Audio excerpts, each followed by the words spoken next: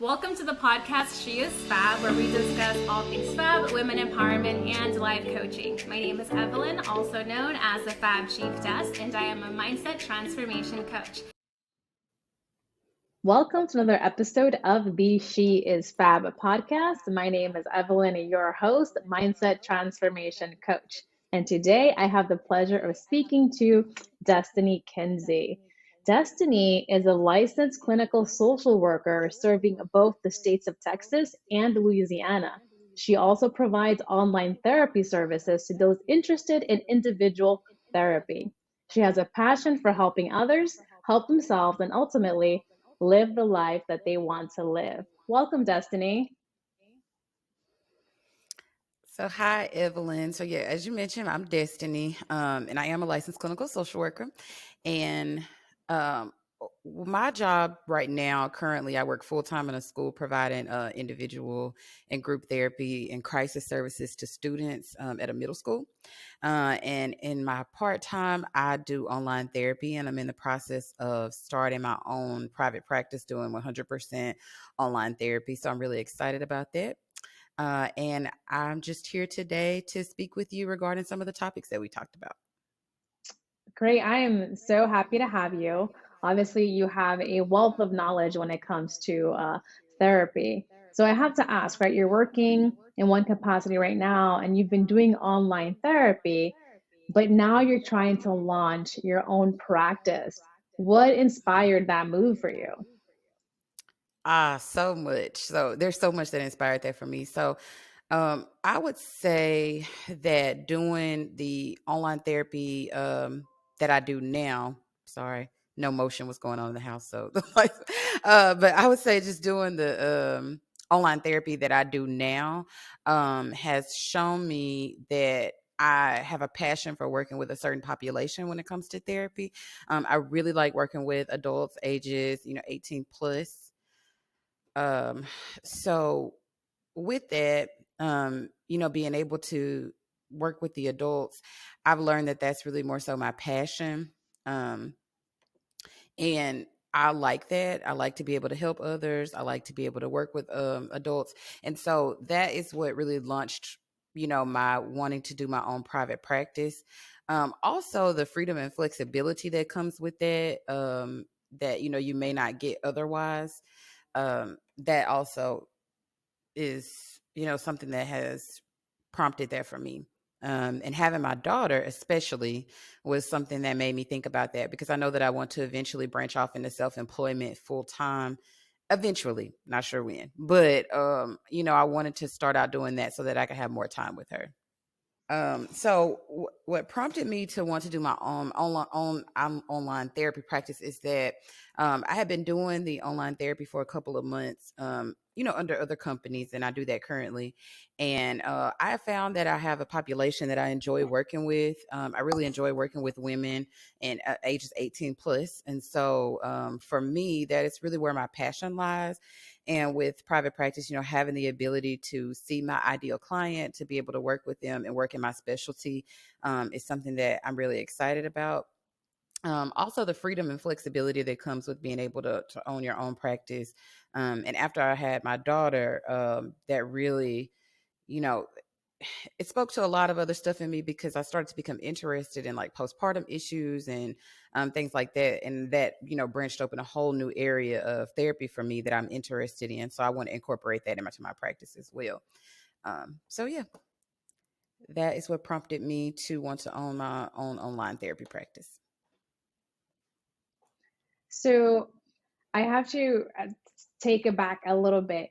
Did you always know you wanted to go into providing therapy? Did I always know I wanted to do therapy? No.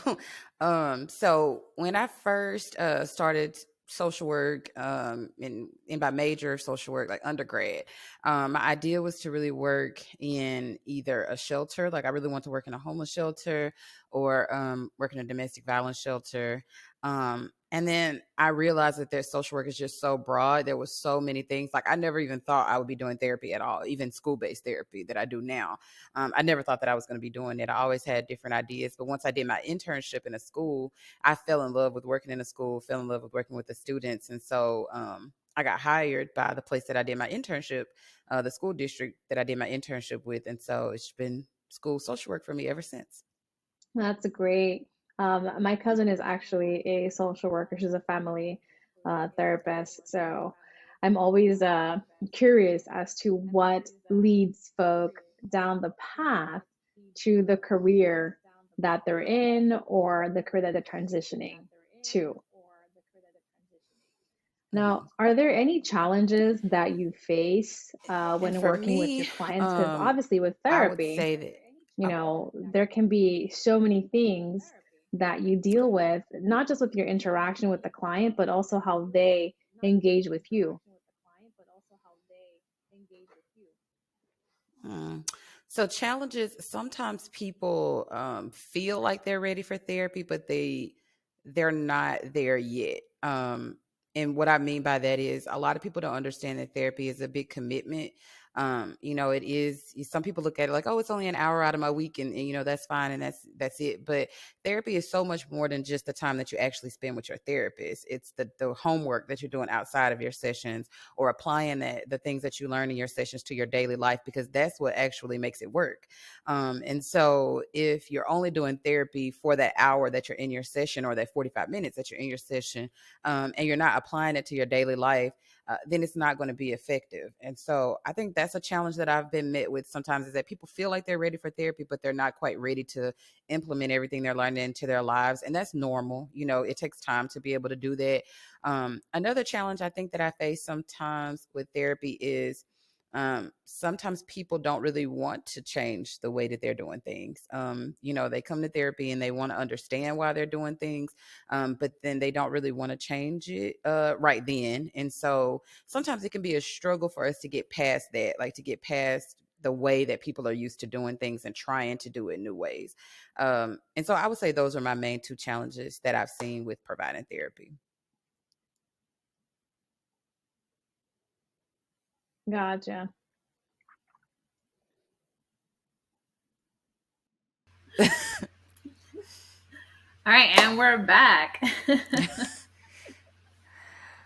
Okay, so you were asking me what prompted me to start my own online therapy practice, and I fell in love with the idea of working with my ideal population, which is women ages 18 plus.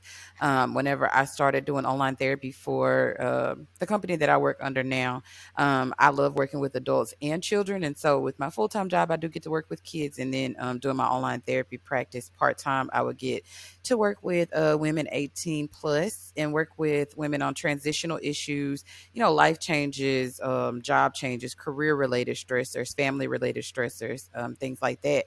And then the freedom and flexibility that comes with having your own practice. Is something that I look forward to in the future as my career progresses. And then once I had my daughter, I developed an even bigger interest in working with women regarding pregnancy issues and postpartum and things like that. So that's a side of social work that I'm interested to start learning more about.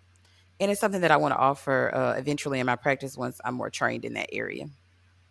It sounds like you want to have a practice that takes on a more holistic view. So instead of tackling just one area of expertise or one issue or transition, you're trying to allow for taking on several factors, which is great, right? You can have a one stop shop essentially for your clients. Yeah. Yeah. Cause I mean, life just, with being a woman, with being a person in general, but being a woman, it just comes with so much. And our life transitions are just different. You can go from being a happy go lucky college student to then being a wife and a mom and, all of these different things. And some people don't make that transition as easy as other people do. For some people, it's a flawless, smooth transition. And then for other people, there are some transitional issues that come along with that. And that's just one example. But there's so many different things. Starting a new job or moving to a new city or state, or dealing with self-esteem issues or relationship problems. And so with my practice, that's something that I hope to be able to work with all women on. And that's an important point that you made.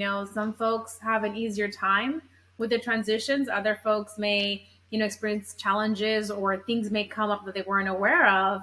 And Mm. so individuals like yourself come in and can offer that help, that guidance, and help to work through some of those issues. Right, definitely. And I like the point that you said that things that they weren't aware of. A lot of stuff that happens with our childhood that we may see is going to come up again in our adulthood. And we don't even realize that that stuff is going on, or that a lot of things that we were taught in our childhood were normalized, and it won't work in your new relationship. It won't work in your new stage of the life that you're in. And so you have to learn how to either work with those things and overcome that, or, be stuck in a part of your transitional phase that, until you're ready to be able to move forward from that. And so with my practice, that's something that I hope to be able to help women with. Yes, and that's another good point that you made there, right? We have these things that we carry with us, whether it's past trauma, uh, our environment, our upbringing, the relationships, and the people who have influenced, our growth. We can carry a lot of the negativity or trauma and not be conscious or aware of what that is until it manifests in some way, shape, or form later in life. And Right. so this is something I want to put out there for those listening or watching on YouTube.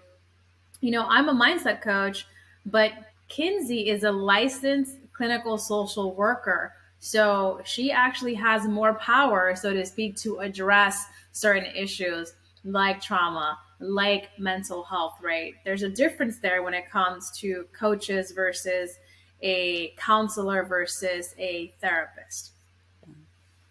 Yeah, and so I even work alongside in the program that I provide online therapy for right now. I work alongside a coach. So the client is given a therapist and a coach, and so I've seen the value of being able to bring both of those together, and even the value of those separately, because I had never worked with a coach until now. And even when my clients come back and report to me like, "Hey, my coach taught me these skills. I'm working with my coach on these skills that they've taught me, and I've seen such an improvement in sleep, or I've seen an improvement in being able to go out and be around friends or be around people." So being able to bring those two together is really beautiful, and I see the benefit that that has for my clients that I work with. I love that you said that, because it is a great relationship when you have a coach and a therapist working together, right? They each have their individual strengths, but also overlap in what Hmm. they're doing when working with a client. And I'm curious, Destiny, because, I've talked about this with other folks. And even me as a coach, I also have, my own therapist and my own coach to help me, live a better life. What about you? Do you work with a therapist or a coach? In my personal life, yes. So I have a therapist. I don't have a coach. And like I said, before I started this, working with this online therapy program, I'd heard of coaching, but I'd never interacted with a coach. And so now I see that the benefits of that. And I'm like, I should have had a coach too. It'd have been nice if I had one. But no, I have a therapist, and she's great. And, I started working with her after I had my daughter, because I was going through a transitional period in my life and was having trouble adjusting to a lot of new things. I had a baby and moved into a new state and started a new job, and all of this within, like, all of that happened within less than like 3 months. Me moving, having my Hmm. child, starting my new job, all of that stuff. And so it was really, and we were building a house at the same time. So it was just really overwhelming, a lot of it. And Hmm. to be able to talk to somebody from just an unjudgmental approach, somebody who could give me skills to be able to take back home, to be able to work, like I said. And I don't speak about therapy just as a therapist. Now I speak from a client perspective too, is that you have to do the work that comes along with therapy as well. And so Hmm. having a therapist to be able to help me to even organize my life at that time has been great. So yes, I Hmm. work with a therapist. That's good to know. And another point that you made there is that there is work that has to be done, right. So Hmm. folks think that, a coach or a therapist or psychologist or a counselor is going to do the work for you. That's not how it works. We assess what you have going on, and we devise a plan with you to address whatever the issue is, right? To get you Hmm. from point A to point B. But the actual work has to come from the client. You have to actually follow through and put in place the steps and measures to get you past that hurdle. Right. Definitely. The work has to be done. If, like I said, if it's only that you're participating in therapy or your coaching session for you, an hour out of the week, and then you don't take any of those skills or, anything that you've learned and apply it throughout the week to your daily life, it won't be as beneficial to you. You can take in all that information during your session, but the work has to be applied outside of it. Exactly. So I want to ask you, this is just to educate the audience out there. What do you advise that individuals look for when they are seeking to work with a therapist? Okay. So yeah, I get this question a lot. And I would say just first of all, write down what you want to work on. What are you dealing with that makes you even want to seek a therapist? Because when you have to think about finding a therapist, you have to think about who can work with your particular presenting problem. As therapists, as a social worker, and then you have licensed counselors and you have licensed marriage and family therapists. So you have, different professions that can provide you therapy. And so a lot of that can be overwhelming to somebody. So I advise people to sit down and really think about what they actually want. Are you dealing with some trauma from your childhood that you want to process? Well, then you probably want to see a therapist that deals with trauma, and that they may specialize in that. You want to look for somebody who works with different techniques for trauma. Look up some evidence-based practices for trauma. EMDR is one. If you have a child and you're looking for a therapist for your child, there's trauma-focused cognitive behavioral therapy. So not to even get into just that, but just thinking about what you really want to work on and then finding a therapist that specializes in that. Think about whether or not you want a male or a female therapist, if that even matters to you. Thinking about if you want to work with somebody who is telehealth, so online, versus somebody that offers in-person counseling sessions. Some people don't do as well, they found, with telehealth, and they prefer to be able to come into an office. And even though that's really limited right now with COVID, there are some therapists who are still offering in-person sessions. So determining whether or not you want in-person versus online is a big one now that the COVID pandemic has come. I will also say, just a lot of therapists offer free 15-minute consultations. And during those consultations, they'll tell you about themselves. They'll tell you about their area of expertise. They'll tell you about their practice style. And that's time for you to be able to ask questions as well. So it's basically them interviewing you as a client and you interviewing them as your therapist. So, think of questions that you would like to ask your therapist before you even get on the phone. Like, what's your practice style? What are some of the techniques that you use in counseling? And asking them session length, asking them if they accept your insurance, because some people want to utilize insurance and some people don't. And so if you want to utilize insurance, being able to find somebody that takes your insurance will be really good. There are a lot of therapists who are self-pay and they don't accept insurance. But they may work on a sliding scale fee. Or they may do what's called a super bill, so they can send that to your insurance to have you reimbursed for part of the money that you've paid. There's so many things to look into, but to narrow it down and make it easy, I would say determine whether or not you want a male or female therapist, if that matters to you. Determine what type of therapy you're looking for, if you're looking for something for your marriage, if you're looking for something for yourself, and then find a practitioner who specializes in those things. Narrow down your list, and schedule you some consultations if they're available, and then ask those questions whenever you have your consultation. Anything that's of importance to you, be sure to ask that. And, and if you run across a therapist and they're not a good fit for you, a lot of times they will make a referral to somebody in their field who they know is a good fit for you. You may call a therapist and ask them about, needing couples counseling, and they may not offer that at all, but they may have a colleague that they know that can offer that. So, just even asking the therapist, if you find that they're not a good fit for you, if they have a referral option, a lot of times therapists will refer you to someone else. Those are all great tips, and actually pretty standard with how coaches work as well, right? We have the same process. There's a discovery call, there's a bi-directional question and answer to determine if it's a good fit. You talk about, your practice and how you actually go about walking them through what they're looking to work through. So there's a lot of overlap there, with the exception that one individual is able to delve more into trauma and mental health than the other profession. So specifically on what you offer, let's talk about your services, because you have, you have your full-time job, and then you have your, I don't want to call it a side hustle, but No. you have, this second job Yeah. where you're offering online therapy. What Mhm. specifically are you offering when it comes to therapy? What is your niche? So I'm offering mainly cognitive behavioral therapy, and it's based in the CBT. So working to understand your thoughts and your triggers and how that affects your behavior, reframing negative thoughts or thoughts that may be holding you back and reframing those into more positive, realistic thoughts. And so that's the basis of it. But I also can tailor my approach to the client. So while I am like CBT based, I tailor it to my clients. So if that is not working for them, I'm trying to utilize other approaches and strategies. I'm also solution focused. So if a person comes in and they have a problem and they're like, okay, this is the one problem that I want to work on, and I see that really is their isolated incident, their isolated problem, then we work on solution focus. We set goals, we work together, and then it's a shorter term of therapy sessions.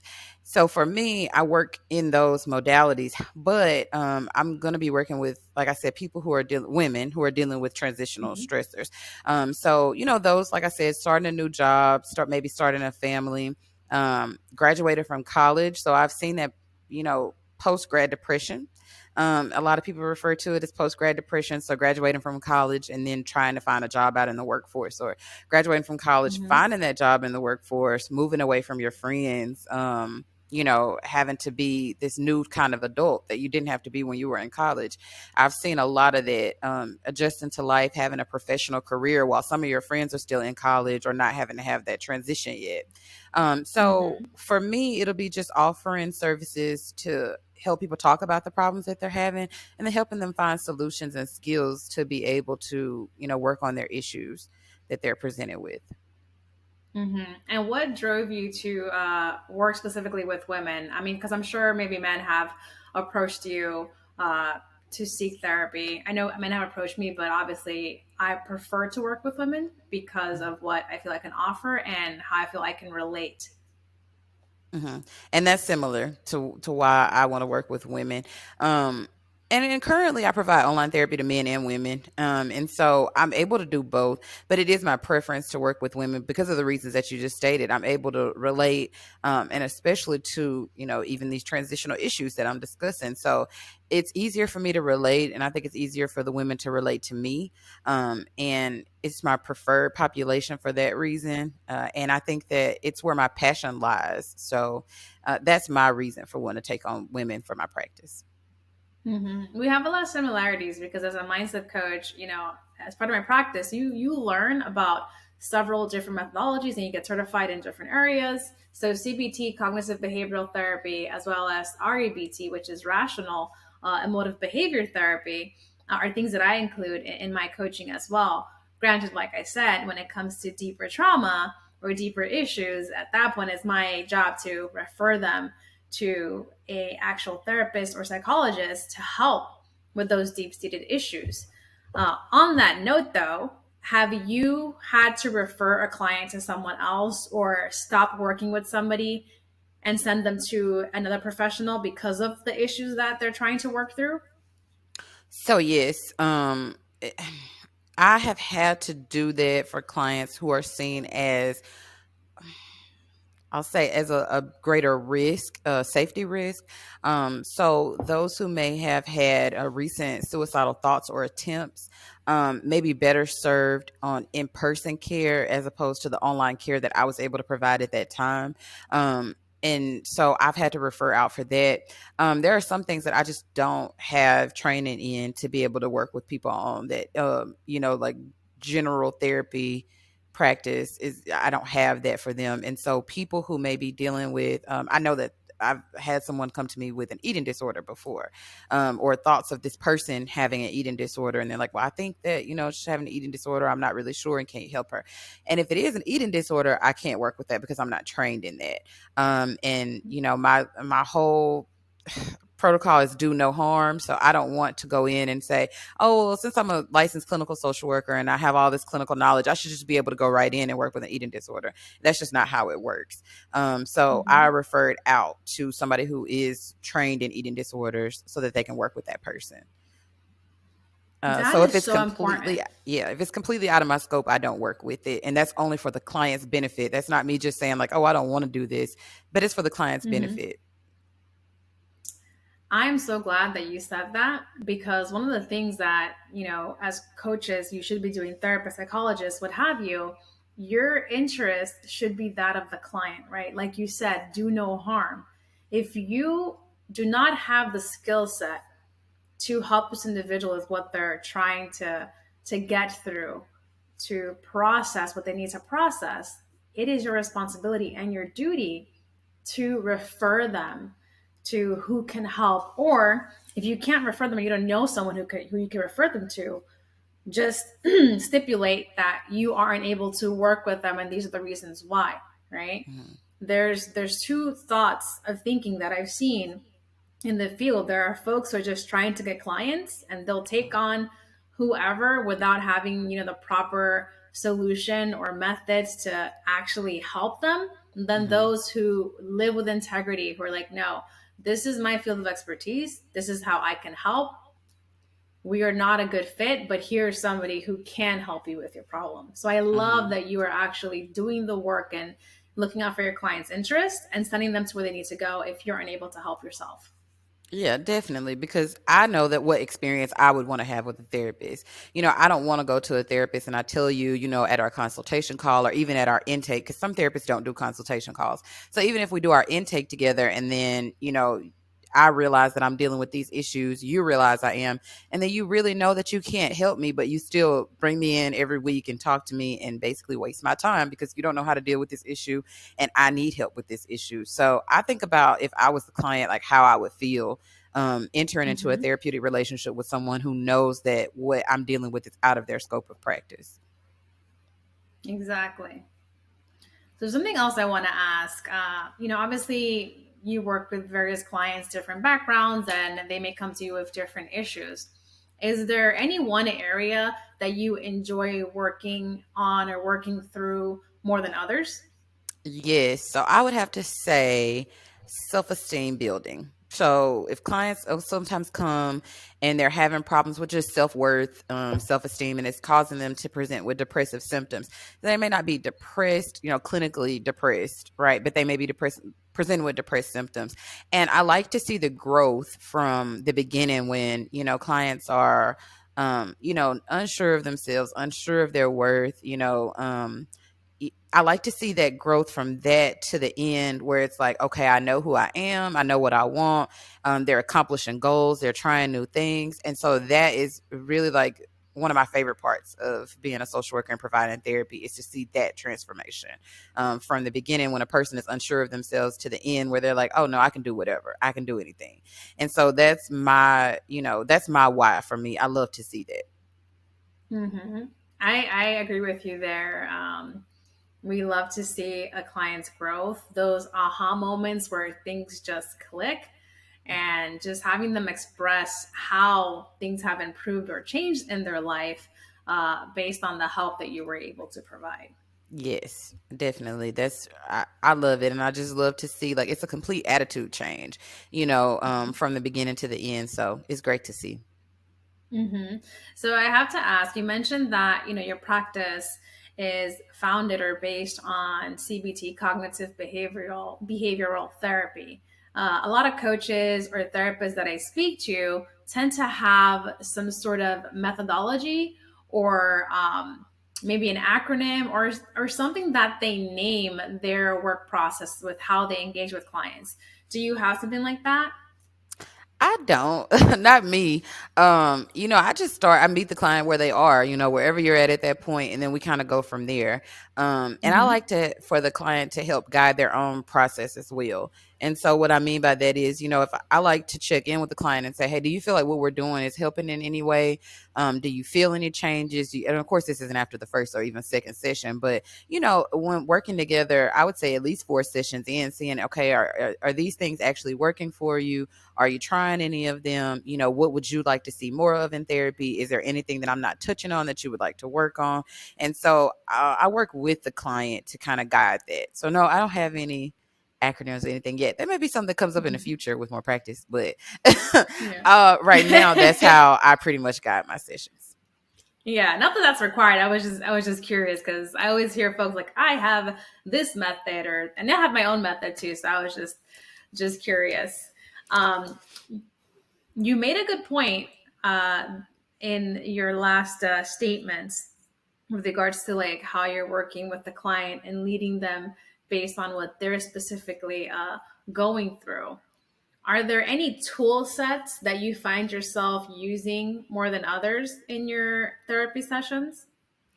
So a lot of times, and this is with kids and with adults, starting out, like even after intake, and usually in like the first session post intake, I ask them, with kids, I ask them to draw this, with older kids to write it, and with adults to write. But like, if you woke up tomorrow and all of your problems were solved, what would that look like? What would change? What would be different?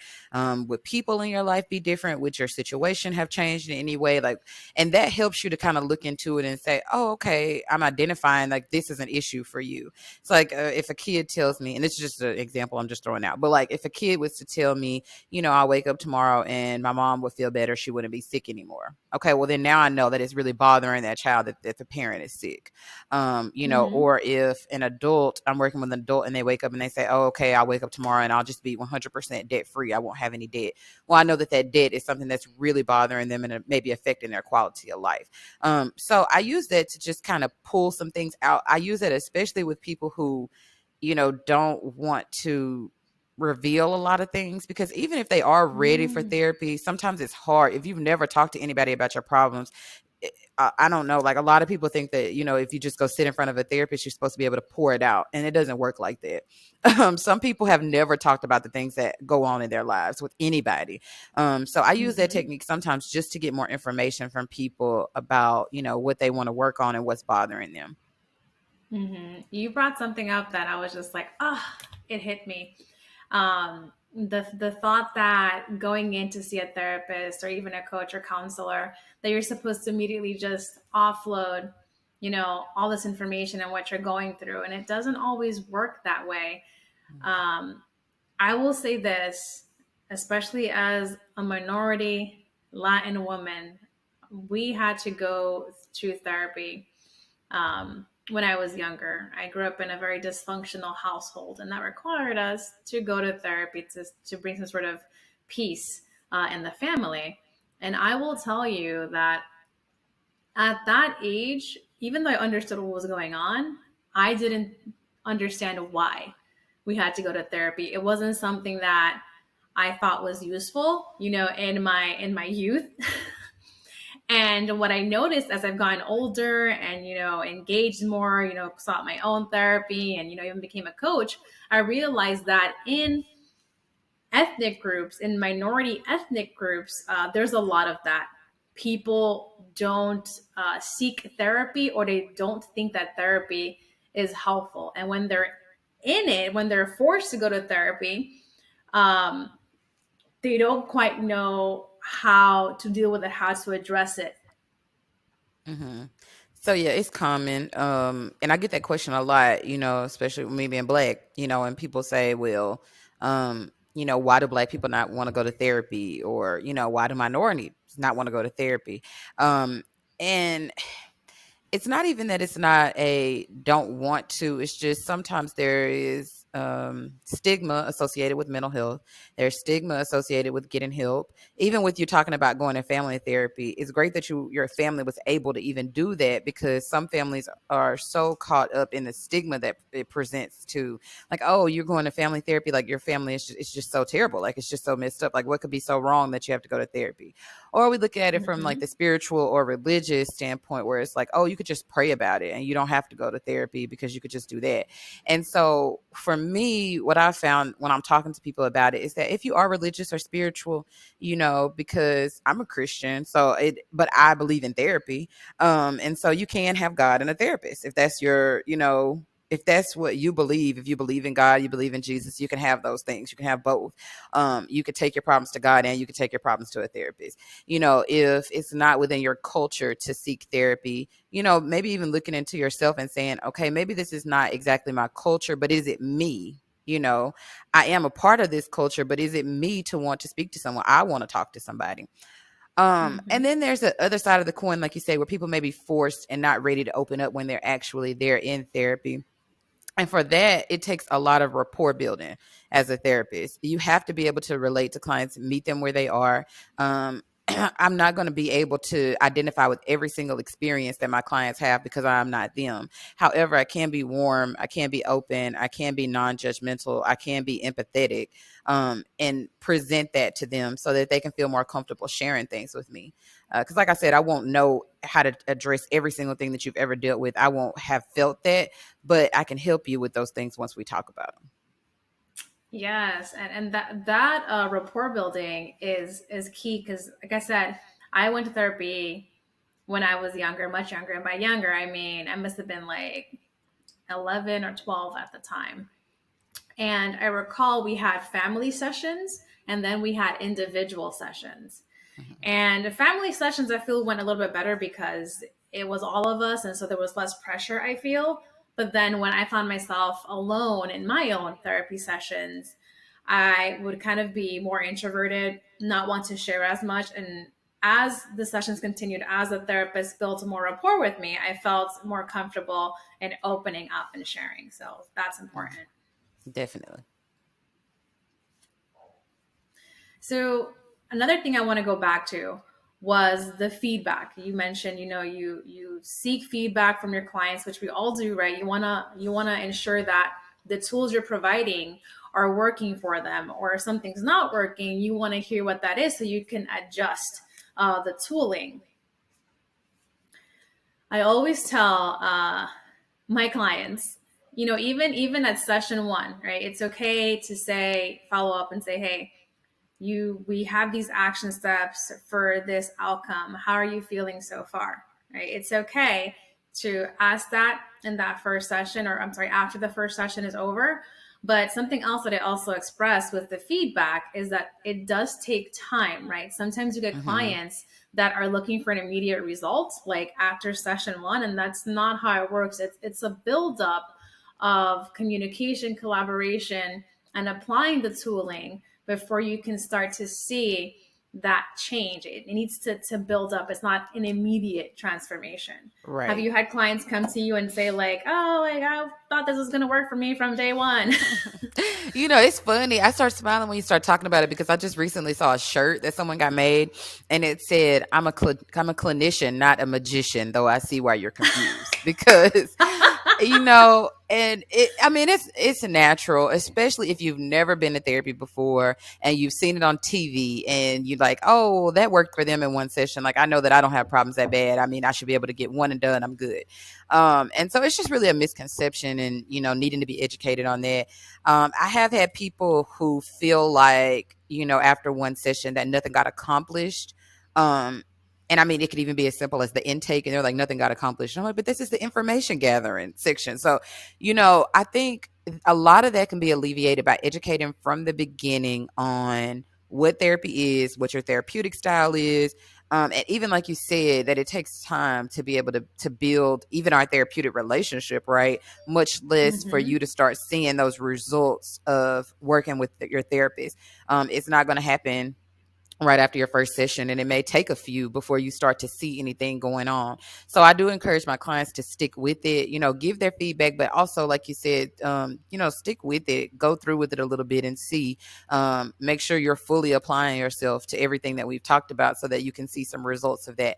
And then if you feel like, you've been doing all the things that you've been, asked to do, or you collaborated with me to come up with, and none of it is working, if you've been seeing me for a month and you just don't see any change or any, even one small thing, or even going further, let's say you've been seeing me for 3 to 4 months and there's just absolutely no activity going on there, then you're like, okay, now I'm concerned, about what's going on. Mm-hmm. So, but people do think that they think after a day, some people's issues are so complex that like even after a month, they may not see significant change. And I Mm-hmm. think that that's important to discuss from the beginning, that everybody's healing path is different. Plus, you're going to have people who went to like, who have friends that went to another therapist and they're like, oh, after session one, like they said they were fine. So why am I not fine right now? And it's like, well, you're not your friend. You're your own individual person. You have your own set of problems that you want to deal with. And, that may not, they may have had something that it was like I just want to consult with a therapist, talk to them, get some advice, whatever that may be. And then they may feel better after one session. And you have people that come in and they say, they like have that aha moment that you spoke about. And then like, oh, I'm good. I don't need therapy anymore. I got it. Mm-hmm. And, I discussed with them like, hey, let's try out and see, the results of this, basically this aha moment. Let's see what's going on after that. And like, just follow up. And even if it's maintenance, like going from one session a week to one every 2 weeks and then kind of tapering off until therapy is over. So yeah, Mm-hmm. I do get people that come in and they sometimes like after one session, they're like, I'm not healed. I'm not fixed. Why haven't I been fixed? And, I have to explain to Mm-hmm. people, I'm not here to fix you. I'm just here to work with you so that you can have skills and tools for if this ever comes up again in your life, that you're able to handle those things. So, Yes, yeah. exactly. Key word there. We are not here to fix you or solve your problems for you. We're No. your accountability buddy, right? We hold you accountable to implementing the tools, habits, rituals that are going to help you to get through these hurdles. But the work itself is up to you. Right. Definitely. So I know that everyone, has their own path, their own transition period or timing that would work for them to address certain issues. And that obviously varies by individual. Is there a minimum that you tell your clients that you provide in terms of how many sessions or that you recommend in order to see some sort of result? So it just depends. Most times I talk to them and say at least 12. Like, let's start out with 12. Mm-hmm. And, that's over the span of a couple of months, once a week for a couple of months. And let's just start out with that. And they may be they may need less than that. They may need more than that. But I say 12 just because kind of that's, a spot where it's like, okay, if we finish early, then, great. And if we go over that just a little bit, then it won't be as much of a surprise. But let's just say 12, to start out with. And the reason I do that is because that gives plenty of time for rapport building. That gives time for us to talk about issues and kind of brainstorm and go through those, working on our goals that we set together. Because CBT really is, goal focused. Like, let's work on these goals. Let's look at how we're doing with those. It gives us time to track progress on those goals too, because some of the goals that they have, while they may be short term, they may take a little bit longer than, 2 weeks, to get through. So Mm-hmm. I like to at least start out with 12. And most of the time, a lot of people don't even need more than that, that I've worked Mm-hmm. with. And because they have, if dealing with transitional issues, sometimes, 12 is like the sweet spot there. But every client is different. So, I tell them that too. Mm-hmm. Like, while I recommend 12, you may be somebody who finishes up in 8, and you may know somebody who's going to finish up in 16 or 20. It just depends. So yeah, start with 12. I agree with you on that. I'm the same. I usually say 12, and then we'll see based on their individual journey whether it's less 12 or more. You do get folks that come to you though, and they're like, oh, I just want to have one session and kind of see how things go. Mm-hmm. And of course, at that point, I also say, okay, I'm more than happy to, stay with you for one session and start to address some of the things that you want to work on. But one session is not enough to even fully develop an action plan or Mm-hmm. really work through the various areas that you're trying to work on. Do Right. you have clients that come to you and they're like, oh, I just want to try one session and then see how things go? So I haven't had that yet. And I think it's because, in intake, I make it clear that, this is my recommendation based on the intake that we've done, and I do let them know, of course, like if you feel like this isn't, like I'm not the therapist for you, or this isn't working for you, then you should be, open and be able to tell me that. I'm not going to be upset. I'm not going to be offended. I want you to get the most out of your therapeutic process. But I haven't had anybody, I guess because of that reason, I haven't had anybody that has just been like, hey, I'm just going to try you out one time and see. So I'm sure it'll come up because I have heard that from so many people, that's a common thing. It's just like, hey, and, I've even had friends that I know that have gone to therapists and they meet with them and they're like, oh, I don't like her. I don't like him. That's not going to work. And I'm like, okay, well, why don't you go back, just maybe two more times, see how it works. And then over time, I see that they get more comfortable because it's going to take a while to warm up to somebody, especially somebody who you're telling all your problems to and somebody who's going to hold you accountable for your problems. Some people don't like being held accountable. And so it's new for them. They've never had that. And, sometimes they look at it like, oh, I don't like my therapist, when in reality, sometimes they don't like what they have to hear from their therapist. So I do know a lot of my therapist friends that try to ease things out because some people, you have to kind of also gauge the personality of your clients. Not all clients are ready to be held accountable so early on. And so some of them take a little bit of warming up and rapport building before you can get to that point. So I think it's important to kind of gauge that with your clients as well. Yes, it is, bi-directional, right? Clients are seeking to see if they can work with you and if it's a good fit, but the therapist and coach should also be checking to see if the client is somebody that they can work with and help. Right. Yeah. So Destiny, we talked about, your background, we talked about your practice, and we talked about your future endeavor with wanting to launch your own private practice, which is exciting. And you've shared some amazing tips with how folks can go about seeking a therapist, as well as how you work with your clients. Is there anything that you would like to share as a last thought or word with the audience? So I would just like to share that it's nothing wrong with getting mental health help. And, that over the past year with COVID, I have seen like such a huge shift and even the stigma of getting mental health services. Like it's, the stigma, I'm not going to say it's disappeared, but it's so much more common and normal now to hear somebody say, hey, I have a therapist. It's not something that people are hiding anymore. And so I would just encourage people, if you feel like you need the help, if you feel like, you need somebody that you can talk to confidentially, non-judgmental, somebody to help you through your issues and problems, there's nothing wrong with seeking a therapist. And so to seek the help that you need. Yes, that is a great final thought. Like you mentioned, COVID has brought to light and created more awareness around mental health and starting to destabilize that stigma that it's a bad thing. And like you said, it's becoming more common that folks are sharing more about that and seeking professional help. So great to put that out there. Thank you. I want to thank you for being with me today, for spending time talking about your field of expertise and educating the audience. Well, thank you so much for having me on. I appreciate it. And thank you for even just having a platform that promotes mental health and mental wellness. So I appreciate you for having me on.